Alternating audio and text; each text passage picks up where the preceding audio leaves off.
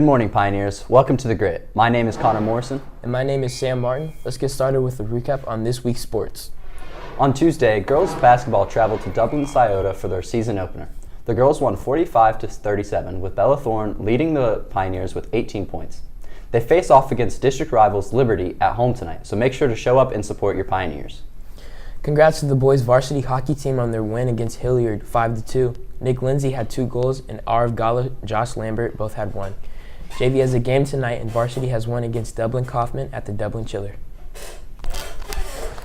Now we'll take a look into the MLS Cup.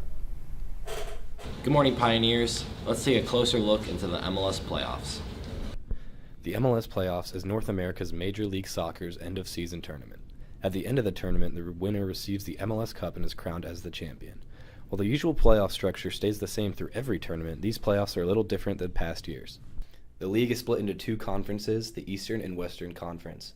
Seeds 1 through 7 in each conference will automatically qualify for the Round 1 best-of-3 series. The higher seed in each Round 1 matchup will get to host 2 home games, while the lower seed will only host 1. The Columbus Crew beat Orlando FC this past Saturday with a score of 2-0. They will now play Ohio rival FC Cincinnati in the Eastern Conference Final. Thanks, Pioneers. Now back to the news desk. Thanks, Will. Last Saturday, the Ohio State Buckeyes lost to Michigan in a hard-fought match, 24-30. While many people see this loss eliminating the Buckeyes from college playoff contention, there is still a scenario where the number 6 Buckeyes can make it in. In order for this to happen, there are a few important matchups that need to go a specific direction. First, number 5 ranked Oregon needs to beat number 3 Washington in the Pac-12 championship game, as well as Oklahoma State needs to beat Texas, Georgia needs to beat Alabama, Michigan needs to beat Iowa, and Louisville needs to beat Florida State. While these outcomes may not guarantee a playoff spot for the Buckeyes, these outcomes will put them in the best position to do so.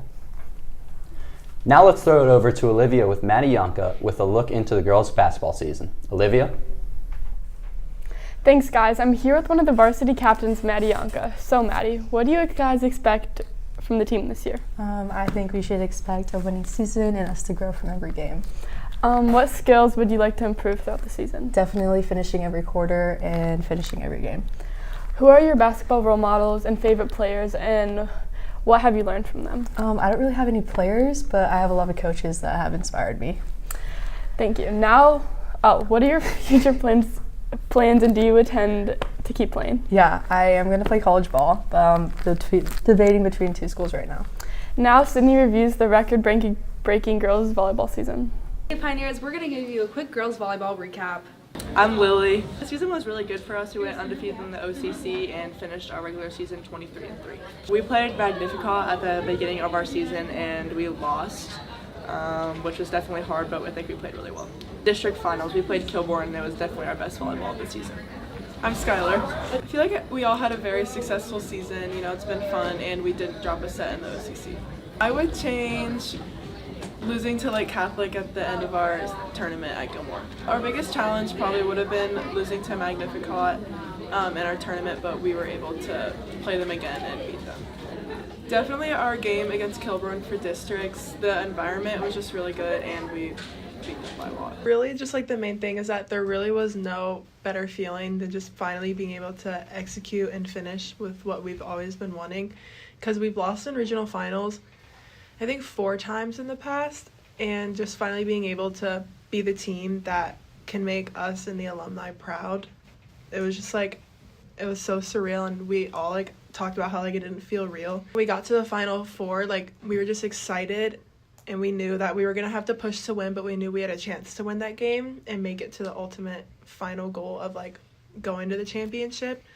So we worked really hard in practice. We followed our game plan, and then when it came time for game day, we were just we were really focused. We were really excited, definitely, to finally be able to play in Wright State at the big stadium, and just the experience as a total. And then it was really nice having the second game of the D1 Final Four, because we got to kind of watch a little bit of the game before us and get a feel of the vibe and what it's like, and just know that we're about to play in that. Thank you so much for watching. Now, back to the news desk. Hey Pioneers, we're going to... Thanks, Sydney. Now let's get into our Pioneer Pick'ems. We'll start off this week with the Browns versus the Rams. I think that the Browns should struggle in this game, especially with Joe Flacco getting his first start with the Browns. But I think the defense should be able to win that game for the Browns. Yeah, me personally, I think that the Browns arguably have the best defense in the league right now. Myles Garrett has been looking really good this season. I think the only defense that could take that spot would be the Cowboys with Micah Parsons and DeMarcus Lawrence. But yeah, the Browns really have a good defensive thing going for them, and I think it's a really strong force on them, like winning the games that they've been.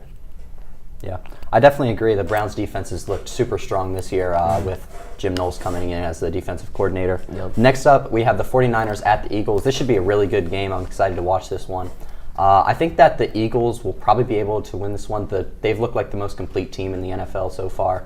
The 49ers have had some struggles in certain games. They lost to the Browns. They lost to the Vikings as well. And I think that the game being at the Eagles in Philadelphia is definitely going to sway the outcome, so I'm going to have to take the Eagles. Yeah, Jalen Hurts is really he's just been that guy. Like that play that he made and the fourth late in the game against the Bills, it just shows why he's probably the best QB in the league right now. I'd say, because he's really been doing his thing. You know, AJ Brown, Devontae Smith has been there, strong receiving core for him, and he's just been really good. The Niners, for me, they're kind of up and down. You know, at the beginning of the season, they were really going hard. You know, especially over the win over the Cowboys. Brock Purdy kind of been up and down for me personally, but you know, he has players like George Kittle and Christian McCaffrey to rely on. So yeah. Yep, I think that that'll be probably the best game that we see this week. Now moving on to college, we've got a huge game with big playoff implications. Georgia at number 8 Alabama for the SEC championship. I think that Georgia should be able to win this one. It'll be a good game. Alabama's got a lot of stars on their team, but so does Georgia. They've got the best tight end in football with Brock Bowers. So I think that while it should be a good game, and I'm really hoping that something crazy can happen to get OSU in the playoffs, I think that Georgia will probably be able to win this one pretty easily. Yeah, Alabama got that. I wouldn't say lucky, but it seemed like it was a kind of a lucky win. But I mean, that was a really good game against Auburn that Alabama was able to pull off. Georgia just has been doing its thing, dominating the college football by storm. Doing its thing at number 1. So pretty good. Yeah, I think that Alabama looked not as strong in the beginning of the season. They've gotten stronger, but I think that it just won't be enough to stop Georgia. They've been dominating the SEC and all of college football for the past 3 years at this point. Mm-hmm. So our next game in college is the Big Ten Championship, number 2 Michigan at 18 Iowa. And I think that Iowa's just not a very good team. Yeah. They don't really score touchdowns very often.